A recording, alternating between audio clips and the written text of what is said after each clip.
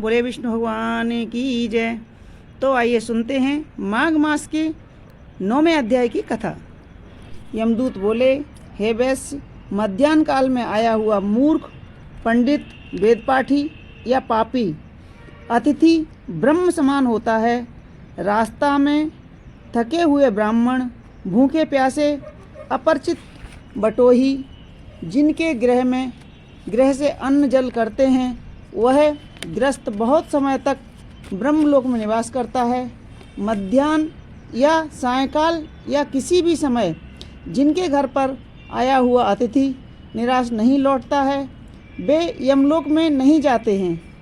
लौटा हुआ अतिथि गृहस्थ के जीवन भर के इकट्ठे किए हुए पुण्य को भी ले जाता है। अतिथि सेवा के बराबर कोई दूसरा संपत्ति नहीं है। हे वैश्य, अतिथि सत्कार के प्रभाव से राजा तथा मुनिवर ब्रह्मलोक को गए हैं और आज तक वहाँ से नहीं लौटे हैं। हे वैश्य, अन्नदान करने वाला देदीप्यमान विमान का उपभोग कर अमृत पान करता है तथा स्वर्ग से हटकर उत्तर कुरुओं में जन्म लेता है। धर्मात्मा राजा होता है, दीर्घायु तथा नष्ट न होने वाले वंश को प्राप्त करता है। प्राण अन्न में रहने से अन्न देने वाला प्राणदाता कहलाता है। हे वैश्यवर, केसरी ध्वज से वैश्वत देव ने दयापूर्वक कहा था कि हे राजन, कर्मभूमि में जाकर यदि तुम फिर से स्वर्ग के इच्छुक हो तो अन्नदान करो। हे वैश्य, यह बात मैंने स्पष्ट धर्मशास्त्रों से सुनी है। हेमंत काल में ईंधन, ग्रीष्म काल में जल देने वाले तथा सर्वदा अन्नदान करने वाले यमराज के दुखों को नहीं पाते हैं।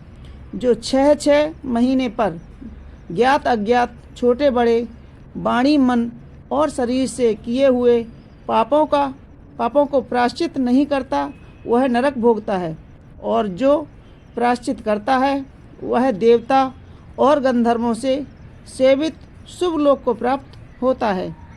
हे वैश्य, जो मनुष्य वेद माता गायत्री या दूसरे वैदिक मंत्रों को जपते हैं और नित्य सवेरे और शाम को अग्नि में हवन करते हैं, ऐसे विप्र अक्षय गति मोक्ष को प्राप्त होते हैं।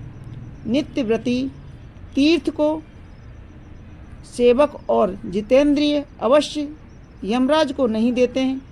नित्य धर्म करने वाला प्राणी दूसरे का अन्न, पाक आदि को ग्रहण और भोजन करना छोड़ दें। जो जिसका अन्न खाता है वह उसका पाप खाता है। हे वैश्य, जो मनुष्य नित्य प्रति प्रातःकाल स्नान करता है और उसके भीतरी तथा बाहरी पाप नष्ट हो जाते हैं और वह नरक में नहीं जाता है। स्नान किए बिना जो लोग भोजन करते हैं वे सदैव मल खाने वाले होते हैं।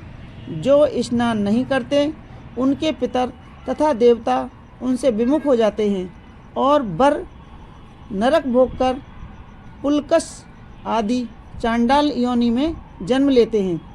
जो लोग पर्वों में चलते जल में स्नान करते हैं वे न बुरी गति को पाते हैं और न बुरी योनि में जन्म लेते हैं। उनके बुरे स्वप्न सदैव निष्फल होते हैं। हे वैश्य श्रेष्ठ, प्रातः स्नान करने वाले मनुष्य नियम पूर्वक माघ महीने में तिल, तिलपात्र और तिल कमल दान देने से यमलोक में नहीं जाते हैं। हे विकुंडल, पृथ्वी, सोना, गौ आदि 16 परम दान हैं। इनका दान करने वाला मनुष्य स्वर्गलोक में रहता है। बुद्धिमान लोग पुण्य तिथियों में व्यतिपात और संक्रांति में स्नान करने आदि कुछ भी दान करता है तो वह बुरी गति में नहीं पड़ता और संसार में गरीब कुल में पैदा नहीं होता है।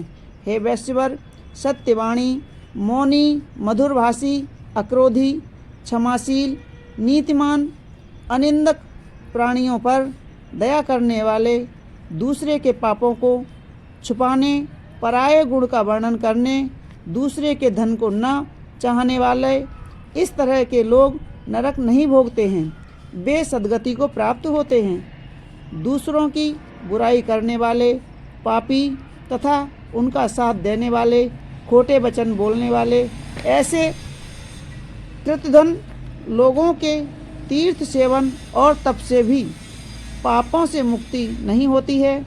ऐसे प्राणी बहुत समय तक नरक भोगते हैं। जितेंद्रिय और जिताहारी तीर्थों में स्नान करने से यमलोक में नहीं जाते हैं।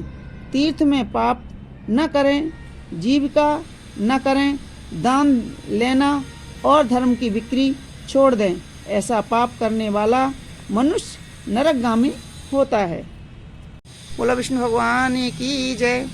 मित्रों, यह थी माघ मास के 9वें अध्याय की कथा।